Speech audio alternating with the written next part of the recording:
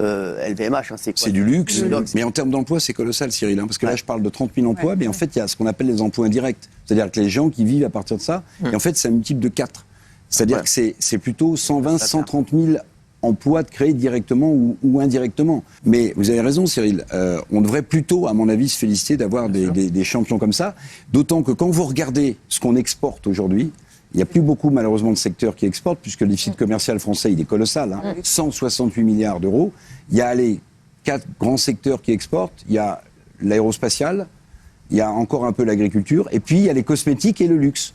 Et c'est aussi grâce à ce genre d'exportation qu'on crée des emplois en France, qu'on investit en France. Je ne sais pas si vous avez une idée de ce que LVMH investit en France chaque année. Non, 1 milliard d'euros. Il y a en gros 300 patrimoines qui sont préservés, de savoir-faire. Le petit atelier de Vuitton, en fait, il est à Asnières. Enfin, pour ceux qui connaissent, ça a commencé à Asnières. Il y a tout un écosystème autour de ça, les patrimoines, les savoir-faire qu'on protège aussi. Oui, donc là, c'était suite au fait que l'homme le plus riche de la planète est un Français, donc le patron d'LVMH. Et là, bien sûr, tout le monde autour du plateau était en train de le mettre sur un piédestal en disant « c'est génial, c'est bien d'avoir des champions du monde, ça crée énormément d'emplois, ils investissent des milliards ». Sur le fait qu'il y ait des milliardaires, ça je suis pas contre, je m'en fiche, tant mieux pour eux. Les entrepreneurs, le fait qu'ils créent de la richesse en termes de travail, qu'ils font travailler des gens, mais tant mieux, parce que s'il n'y a pas de création de travail, bah les gens n'ont pas de travail. Le fait qu'ils investissent et tout, encore heureux, parce que je crois que c'est 14 milliards qui se sont faits de bénéfices cette année, enfin l'année 2022. Investir 1 milliard, c'est rien du tout. Enfin, encore une fois, hein, on vient à nos échelles, c'est comme si vous avez 140 €, vous gagnez 140 € dans le mois et vous investissez 10 €. C'est absolument rien du tout. Donc 1 milliard, bien sûr que c'est énorme, mais c'est une pichenette sur 14 milliards. Donc à un moment donné, c'est absolument pas choquant. Là, ils le font en mode, regardez, c'est extrêmement bien, il a investi 1 milliard quand même pour le boulot. Encore heureux, l'entreprise a gagné 14 milliards. On peut estimer qu'ils ne payent pas suffisamment d'impôts aussi, hein, parce qu'il y a des gens qui disent qu'ils ne contribuent pas assez. Mais 5 milliards d'euros d'impôts sur les sociétés, de TVA et de charges sociales. Et puis l'année dernière, je regardais, ils ont fait profiter leurs salariés. Il y a 100 000 salariés en France, hein, LVMH. Ils ont fait, je crois, un intéressement de 400 millions d'euros pour leurs salariés. Ça fait 4 000, 4 500 € par salarié. Bon, voilà, c'est une façon de redistribuer aussi la richesse. Donc, moi, je fais plutôt partie des gens qui sont fiers d'avoir des champions du monde. Alors, 5 milliards de dollars d'impôts par an. 5 milliards d'euros, oui. D'euros, Oui, si vous additionnez l'impôt sur les sociétés pour LVMH dans le monde, je crois que c'est 5 milliards, et la moitié est payée en France, 2,5 milliards. Si vous ajoutez à ces 2,5 milliards ce qu'ils payent en TVA et ce qu'ils payent en charges sociales, pour leurs 100 000 employés, vous avez une somme de 5 milliards d'euros qui rentrent directement dans les caisses de Bercy et qui font de la recette. Alors c'est vrai qu'on faut s'interroger. Hein, au moment où on cherche beaucoup d'argent dans ce pays pour financer nos services publics qui en ont besoin, 5 milliards, c'est pas rien. 5 milliards, je te confirme que c'est pas rien. Si tu peux me les passer.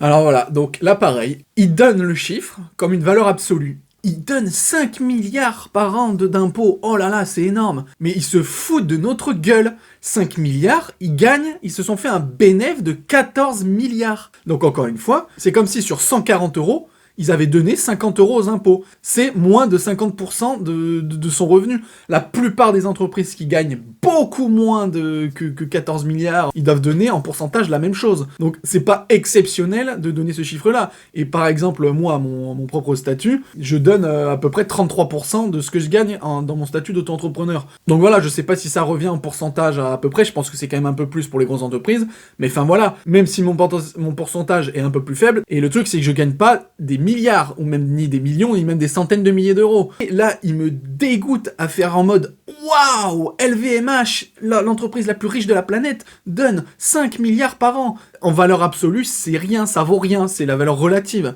5 milliards, c'est pas grand chose sur 14 milliards. Faut arrêter, comme si c'était waouh, bravo LVMH, franchement, vous nous sauvez. Mais en même temps, le truc est fou, ce qu'ils comprennent pas, c'est que si il n'y a pas de clients, il n'y a pas le peuple, il n'y a pas les gens. Bon, là, c'est du luxe, donc c'est quand même des riches qui achètent. Mais en tout cas, ça revient au même. S'ils n'ont pas de la demande, mais eux-mêmes ne gagnent pas d'argent. Ils gagnent de l'argent grâce à leur vente, et donc à la demande. L'argent que vous donnez, il est aussi dû à ce que tous les gens vous font gagner. Donc voilà, faut arrêter. Le pourcentage est assez gros, mais c'est même pas la moitié. Et en plus de ça, encore une fois, quand je donne l'exemple 150 euros, 50 euros, faut se rendre compte que quand il vous reste 90 euros dans le premier cas, c'est pas pareil que quand il vous reste 9 milliards d'euros. Voilà, même si le pourcentage est le même, là sur le coup, en termes de richesse, si on revient à la valeur absolue, vaut mieux avoir 9 milliards dans les poches que 90 euros. Donc voilà, vous donnez un certain pourcentage, mais vu que vous gagnez énormément d'argent, ce qui reste, c'est abyssal. Donc voilà, faut remettre les choses dans son contexte. D'être devant Elon Musk et Jeff Bezos, je trouve ça fantastique. Depuis ces derniers mois, on dit que la France va mal et que ça tourne pas bien. Mais quand on voit que la plus grande puissance, enfin que l'homme les plus riches est français, ben ça donne foi en tout ça et c'est une fierté pour la France. Alors il a Bravo l'international. à lui. Mon Dieu, mais quelle horreur.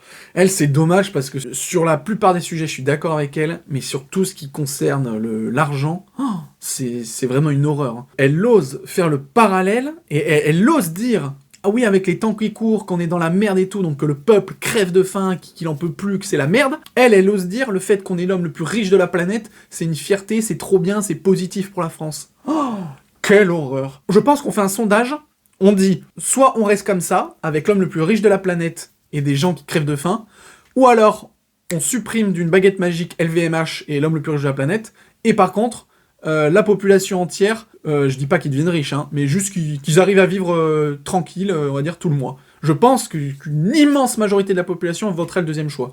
À part, bien sûr, ceux qui vivent très bien comme ça. C'est vraiment oser dire « Ah ouais, mais faut le voir comme une fierté. Oh, mais on s'en branle !» C'est un discours de bobos qui vivent très bien et qui sont dans leur cercle et qui se rendent pas compte de la misère du monde.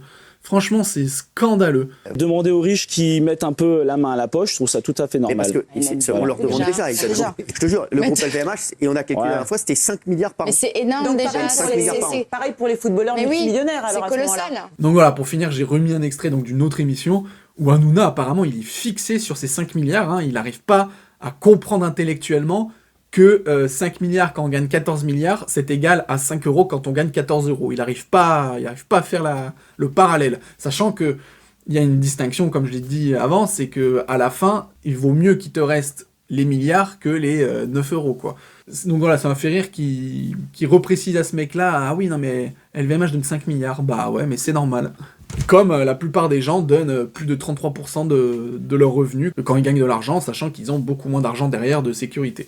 Et aussi, oui, un autre truc par rapport aux impôts, le fait qu'ils payent beaucoup d'impôts, j'aimerais quand même aussi préciser à Hanouna que l'évasion fiscale, c'est un domaine normal dans le milieu. C'est-à-dire que quand vous commencez à toucher des énormes sommes, hein, je pense que même déjà quand vous avez quelques millions, ça commence, je parle pas de fraude qui existe aussi, tout le monde, du moment que vous avez un paquet de pognon, pratique l'évasion fiscale. Donc je pense que LVMH, s'ils étaient 100% honnêtes et qu'ils ne pratiquaient pas d'évasion fiscale, je pense qu'ils devraient déclarer beaucoup plus aux impôts. Les 14 milliards de bénéfices face aux 5 milliards d'impôts, je pense que c'est extrêmement gentil de payer ça.